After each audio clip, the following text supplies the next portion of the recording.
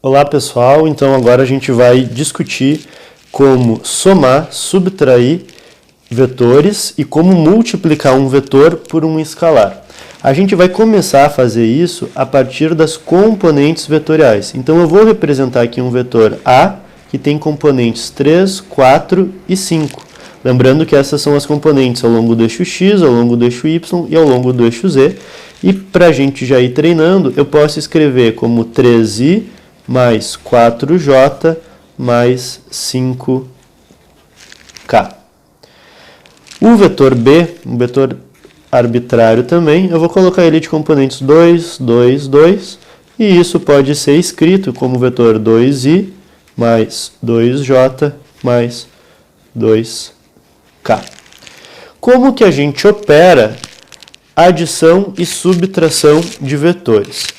É muito simples. A gente faz isso componente por componente.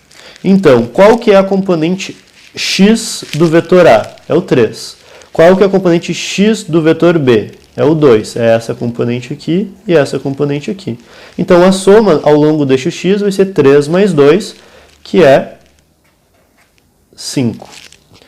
Depois, a gente faz para a componente y, que é 4, e no caso do B, é 2. A soma desses duas componentes é 6. E no caso da componente z, é 5 e 2. 5 mais 2, 7. Então, a gente já tem a soma de A com B, é o vetor 5, 6, 7. E a gente pode representar isso, então, também como 5i mais 6j mais 7k. Subtração é exatamente a mesma coisa. A menos B. Faço componente por componente. 3 menos 2, 1.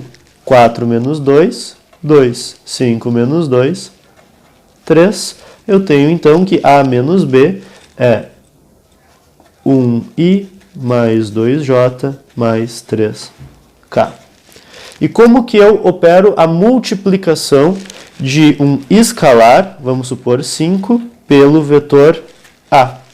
É a mesma regra, é componente por componente.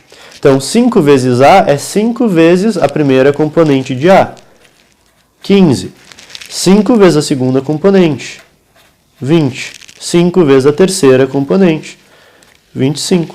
Então, 5A é o vetor 15, 20 e 25, que é a mesma coisa do que 15i mais 20j mais 25k.